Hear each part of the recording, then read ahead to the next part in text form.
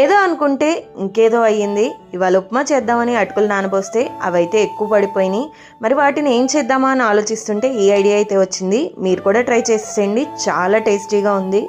ఈ నానబెట్టిన అటుకుల్ని అలాగే కొంచెం ఒక టీ గ్లాస్ వాటర్ వేసేసి ఇంకొంచెం నానేదాకా ఒక 10 నిమిషాలు అయితే వదిలేసాను. వదిలేసిన తర్వాత అదంతా కూడా చక్కగా మెత్తగా ఇలా స్మాష్ చేసేసుకున్నాను పప్పు గుత్తితో. అందులోనే 1 స్పూన్ ఉప్పు, 1 స్పూన్ కారం, అలాగే కొంచెం జీలకర్ర, కొద్దిగా సన్నగా కట్ చేసుకున్న కరివేపాకు, కొత్తిమీర కూడా యాడ్ చేసేసుకుని బాగా మిక్స్ చేసుకోవాలి. మీరు కావాలనుకుంటే నువ్వులు కూడా యాడ్ చేసుకోవచ్చు. వీటిలన్నిటిని బాగా కలిసేలా కలిపేసుకోవాలి. ఇలా కలిపేసుకున్న తర్వాత ఈ మిశ్రమం అంతా కూడా పొడి పొడిగా లేకుండా ఇలా ముద్ద అవుతూ ఉండాలి. అప్పుడే మనకి చక్కగా వస్తుంది. ఇది ఇలా ముద్ద అవుతున్నట్టుగా ఉన్న తర్వాత నెక్స్ట్ ప్రాసెస్ అయితే చేసేసుకుందాం. ఒక ప్లేట్ తీసుకుంటున్నాను, చేతులకైతే ఆయిల్ అప్లై చేసుకుంటున్నాను. ఇలా అప్లై చేసుకోవడం వల్ల స్మూత్గా వస్తుంది ఫినిష్ అనేది.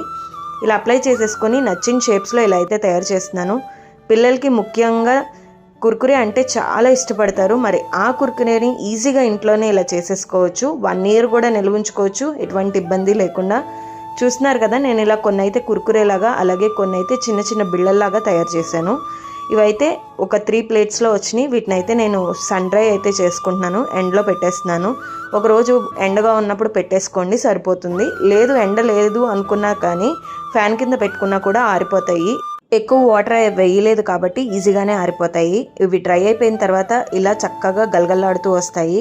వీటిని మనం స్టోర్ చేసుకోవచ్చు. స్టోర్ చేసుకుని కావాల్సి వచ్చినప్పుడు ఫ్రై చేసుకోవచ్చు.